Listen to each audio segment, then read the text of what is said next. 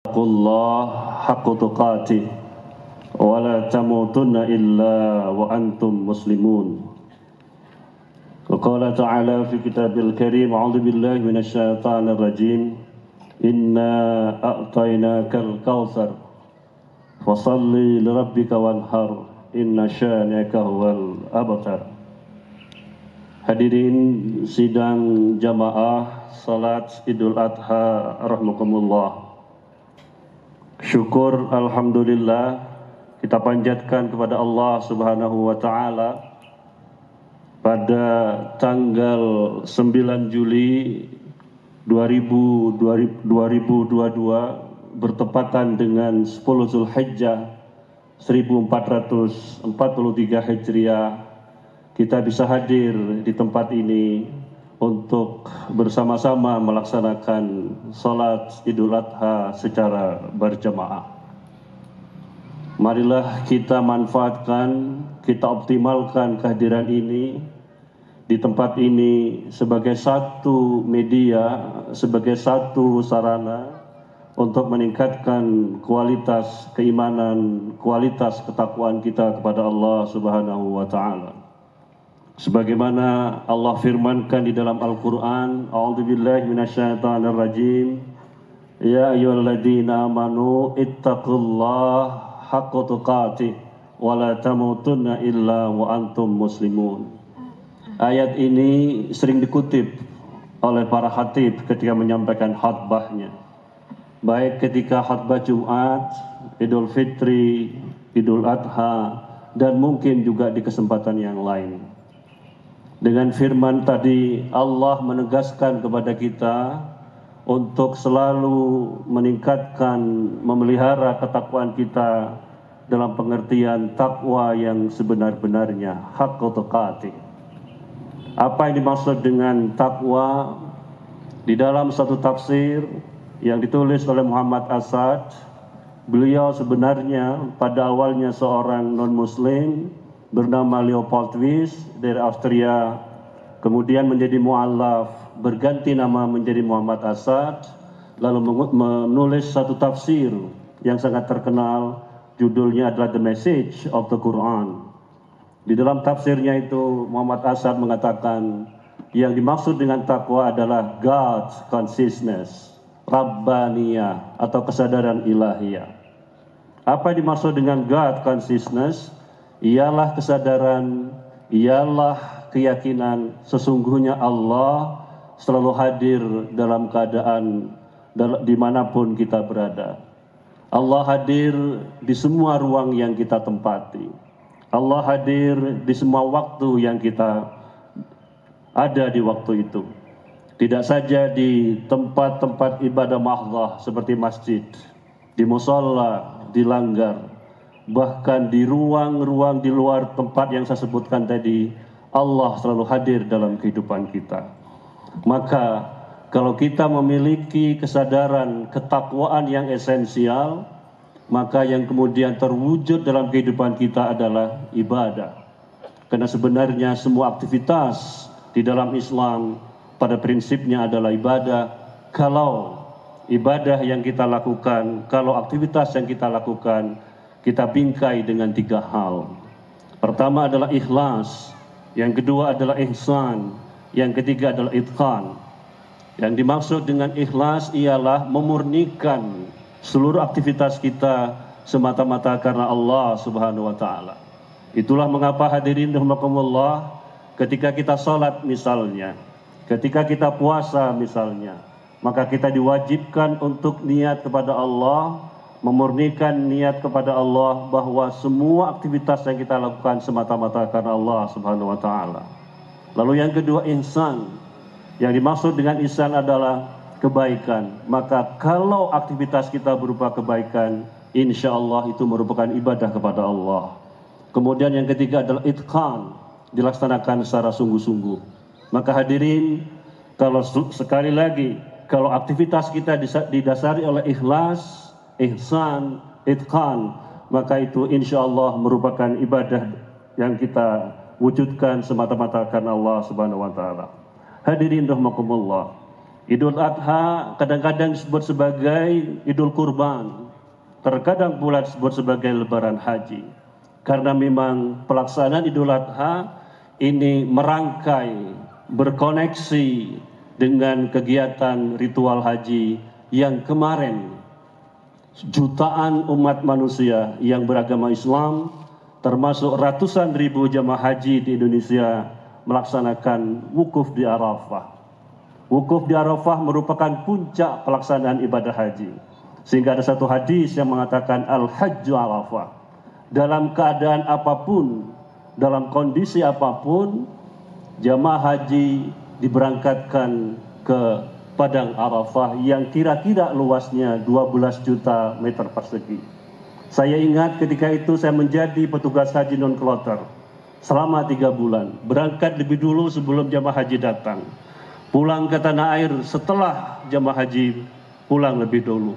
Apa yang saya saksikan ketika pelaksanaan wukuf Arafah, antara lain ada satu aktivitas yang disebut dengan safari wukuf, yang itu diperuntukkan bagi jamaah haji yang dalam kondisi sakit, tidak sehat, bahkan dalam keadaan kritis sekalipun mereka disafari wukufkan, karena pada prinsipnya Al-Hajju Arafah. Kalau kita pada saat melaksanakan haji tidak melaksanakan wukuf di Arafah, maka haji kita tidak sah. Bagi yang tidak melaksanakan haji, maka disunahkan untuk puasa Arafah, dan puncaknya pada hari ini kita melaksanakan Idul Adha, Idul Kurban. Dan mungkin insya Allah para jamaah haji hari-hari ini, dia mungkin tadi malam berangkat ke Musdalifah untuk mengambil kerikil, kemudian setelah itu bergerak, mereka mabit di Mina untuk melaksanakan jamarat, melempar jumrah, dan seterusnya, dan seterusnya. Hadirin rahimakumullah. Yang menarik adalah pelaksanaan Idul Adha pada kesempatan ini berbeda. Ada perbedaan. Ada yang hari ini, ada yang besok. Perbedaan ini, hadirin rahimakumullah, nyaris tidak terhindarkan dalam kehidupan beragamaan. Mengapa? Paling tidak disebabkan oleh dua hal. Pemahaman pada teks, yang kedua karena konteks atau realitas. Itulah mengapa hadirin dalam aktivitas keberagaman kita menyaksikan perbedaan. Perbedaan sekali lagi sesuatu yang tidak mungkin kita hindari. Merupakan satu keniscayaan. Di dalam Islam ada satu tradisi yang kita sebut dengan ikhtilaf atau khilafiyah. Tetapi yang terpenting adalah bagaimana ikhtilaf, bagaimana khilafiyah itu tidak menimbulkan iftirak atau perpecahan. Itulah mengapa Allah Subhanahu wa taala berfirman dalam Al-Qur'an, "Wa'tasimu bihablillahi jami'an wa la tafarraqu." Dan berpeganglah kepada tali Allah dan janganlah berpecah belah. Ikhtilaf sekali lagi tidak mungkin bisa kita hindari. Bahkan dikatakan ikhtilaf, khilaf yaitu merupakan rahmat. Dalam fikih misalnya, karena adanya perbedaan pendapat, maka kemudian kita mengenal berbagai macam mazhab. Ada mazhab Hanafi, ada mazhab Maliki, ada mazhab Syafi'i, ada mazhab Hambali.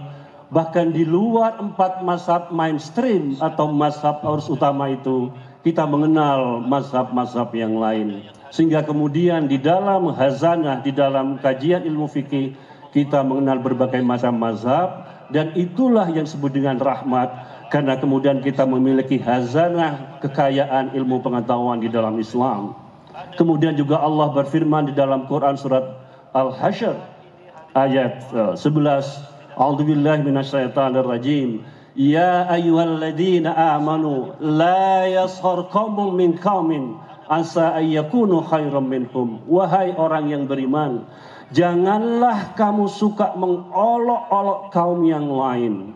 Janganlah kamu suka mencaci maki organisasi yang lain, mazhab yang lain. Sebab siapa tahu golongan, mazhab, organisasi yang kamu olok-olok itu lebih baik dari kamu yang mengolok-olok itu.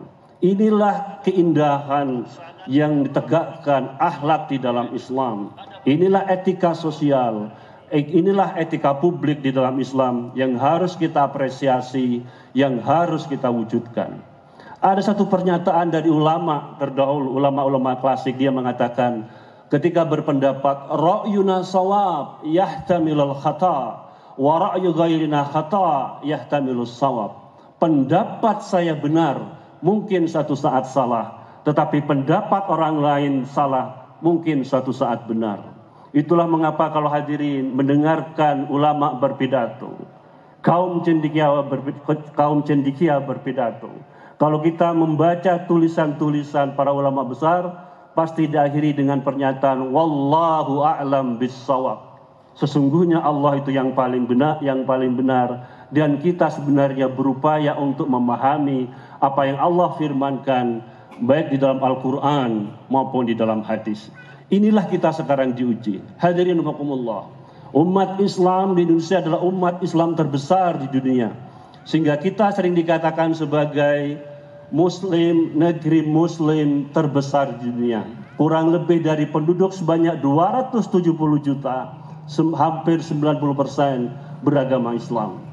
Dan paling tidak sampai tahun 2030, Islam di Indonesia akan menjadi Islam terbesar. Tapi nanti pada tahun 2030, menurut beberapa proyeksi, kita akan dilampaui misalnya oleh Pakistan, mungkin juga dilampaui oleh India karena berbagai macam sebab.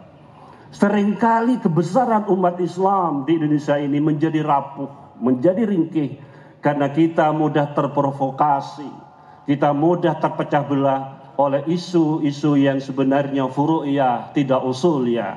Kita seringkali terprovokasi dengan isu-isu politik yang kemudian menjadikan kita ini lemah seperti buih yang mudah dipecah belah. Dan salah satu yang harus kita laksanakan adalah bagaimana kita menegakkan etika sosial, akhlak sosial dalam Islam di dalam menyikapi perbedaan. Hadirin rahimakumullah. Ada satu ayat di dalam Al-Quran, saya tadi mengatakan bahwa rangkaian Idul Adha, Idul Kurban atau Lebaran Haji ini merangkai terkoneksi dengan pelaksanaan ibadah haji yang sekarang dilaksanakan oleh jutaan umat Islam di seluruh dunia. Berkaitan dengan hal tersebut, izinkan saya ingin mengutip salah satu surat di dalam Al-Baqarah 197. A'udzubillahi minasyaitonirrajim. Al-hajju asyhurun ma'lumat. Faman farada fihinnal hajja fala rafata fala fusuqa wala jidala fil hajj. Bagi hadirin yang pernah haji, seringkali ayat ini disampaikan oleh ustadz kita untuk mengingatkan pertama bahwa al-hajju asyhurun ma'lumat. Haji itu adalah pada bulan-bulan yang sudah ditentukan.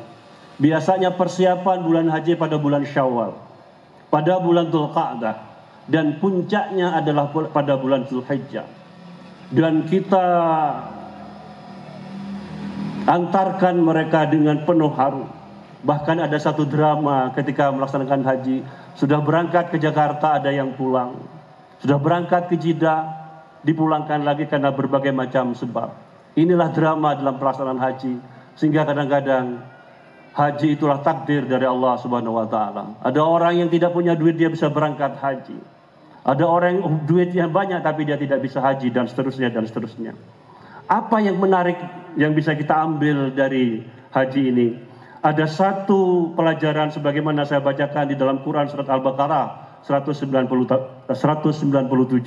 Allah mengatakan, bagi orang yang haji pertama adalah fala rafata, jangan berkata kotor, wala fusuqa, dan jangan melaksanakan maksiat, wala jidala fil hajj, dan jangan bertengkar di dalam haji. Hadirin hukumullah. Tetapi ayat ini saya kira menurut pemahaman saya tidak hanya dilaksanakan pada pelaksanaan haji, karena sebenarnya Al-Quran memiliki nilai-nilai yang sangat universal yang bisa kita terapkan dimanapun kita berada. Misalnya pertama, fala rafas, jangan berkata kotor. Seringkali kita ini di dalam era revolusi media sosial, orang mengatakan revolusi industri 4.0. Ada banyak mass media yang bisa kita lakukan, media online yang bisa kita pakai untuk mengekspresikan ide-ide kita, gagasan-gagasan kita. Bahkan yang seringkali terjadi, kita menangkap begitu saja bahwa apa yang ada di dalam WhatsApp misalnya sebagai satu kebenaran, padahal itu tidak didasarkan oleh fakta. Inilah yang sekarang disebut dengan era post-truth, era pasca kebenaran. Banyak hoax, banyak fake news yang sebenarnya bohong, tapi kemudian kita terima begitu saja. Ada masalah dengan literasi digital kita. Ada banyak konten-konten yang sebenarnya bernada rafas, kemudian kita ambil begitu saja. Al-Quran mengatakan wala rafatha, dan janganlah berkata kotor. Kemudian yang kedua adalah wala fusuqah, dan jangan melaksanakan kemaksiatan. Hadirin hukumullah, ada banyak media, ada banyak sarana yang sekarang kita ini jumpai, yang kemudian termotivasi karena motifnya ekonomi, padahal Islam mengatakan wala fusuqah. Kemudian yang ketiga adalah wala jidalah, dan janganlah bertengkar. Kadang-kadang kita ini mudah terprovokasi, kadang-kadang kita ini mudah dipengaruhi oleh isu-isu kecil, sehingga kemudian kita menjadi jidal, bertengkar. Maka muncullah kemudian yang semula itu perbedaan biasa, kemudian yang terjadi adalah iftirak, terjadi perpecahan. Maka hadirin, bagaimana nilai-nilai di dalam Al-Quran ini, sebagaimana dikatakan di dalam Al-Baqarah 197, kita ambil maknanya, kita pahami kandungan maknanya, kemudian kita wujudkan dalam kehidupan sehari-hari. Tidak saja bagi orang yang melaksanakan haji, tapi bagi kita. Bahkan ada satu ulama besar, Abdul Qadir Jailani, dia menulis satu kitab, judulnya adalah Rahasianya Rahasia, Asrul Asrar. Dia membuat sebuah konsep apa yang disebut dengan ibadah hakikat, ibadah syariat. Ibadah syariat adalah ibadah di mana kita tunduk kepada ketentuan terkait dengan bacaan, terkait dengan waktu, dan terkait dengan gerakan. Misalnya Idul Adha ini dilaksanakan pada jam 6 dan seterusnya. Bacaannya jelas, tadi imam luar biasa, bacaannya luar biasa. Kita tidak boleh keluar dari ketentuan itu. Tapi menurut Abdul Qadir Jailani dalam Asrul Asrar, ada ibadah tarikat, ada ibadah hakikat. Ialah kita melaksanakan semua aktivitas-aktivitas kita. Misalnya nilai-nilai haji itu kita laksanakan sebagai ibadah hakikat, meskipun fisik kita tidak haji, meskipun kita tidak dalam waktu haji, tapi hati kita, tapi jiwa kita, pada hakikatnya kita melaksanakan ibadah haji. Insya Allah seperti itu. Hadirin, lalu yang paling akhir bagian khutbah saya ingin mengutip satu ayat yang tadi juga dibacakan oleh imam, yakni di dalam Quran surat Al-Hajj surat yang ke-22 pada ayat 37 dikatakan, lan yanalallah luhumuha wala dima'uha walakin yanalu taqwa minkum. Ayat ini menarik, bahwa pelaksanaan ritual kurban bukan semata-mata kita menyembelih kurban berupa kambing, berupa sapi, berupa unta dan seterusnya. Itu merupakan wujud ibadah secara fisik. Tapi Allah di sini mengatakan yang sampai kepada Allah itu bukan daging hewan kurban, yang sampai kepada Allah bukan darahnya, yang sampai kepada Allah juga bukan apa yang kita kurbankan itu, tapi yang sampai kepada Allah adalah ketakwaan. Maka sebenarnya hadirin, kurban berasal dari bahasa Arab qarabah, dalam pengertian kita mendekatkan diri kepada Allah Subhanahu wa taala. Maka yang terpenting adalah kurban itu adalah dalam bentuk penyembelihan hewan kurban berupa sapi, kambing dan seterusnya, yang itu kemudian terkoneksi dengan peristiwa yang dilaksanakan oleh Nabi Allah Ibrahim alaihissalam. Ini satu peristiwa yang sangat dramatis. Ibrahim bertahun-tahun tidak punya anak dari istri yang pertama Sarah. Kemudian baru punya anak dari istri yang kedua bernama Ibnu Hajar, dinamakan Ismail. Allah mendengar, Ismail, Allah mendengar. Begitu punya anak, Allah menguji keimanan Ibrahim. Allah menguji tauhid Ibrahim, sembelih anak itu. Tapi ketika hampir disembelih, menurut salah satu riwayat, satu buku yang saya baca, tiba-tiba di semak-semak, di balik batu ada kambing, dan itulah yang kemudian diganti sebagai korban. Alih-alih Ismail yang dikorbankan, tapi kemudian kambing itu yang dikorbankan. Apa pelajaran yang bisa kita ambil? Bahwa Ibrahim sekali anaknya sekalipun dikorbankan, anak adalah harta yang sangat kita cintai. Allah mengatakan dalam surat Al-Imran, "Suyina lin-nas hubbus syahawat minan nisa wal banin wal qanatiril muqantarati minat wal fiddati wal khailil musawwamati wal an'am wal harth." Di dalam surat Al-Imran ini Allah mengatakan pada diri manusia ada kecenderungan apa yang dia lihat, kemudian muncul perasaan senang dan ingin memiliki apa yang dilihat, apa yang disenangi itu. Pertama adalah hubbus syahwat minan nisa, perempuan. Yang kedua adalah wal banin, dan anak-anak. Yang ketiga adalah wal qanatiril muqantarat, dan harta yang bertumpuk. Anak adalah sesuatu yang dicintai. Kita sekali mengharapkan anak. Ibrahim hampir 100 tahun tidak punya anak.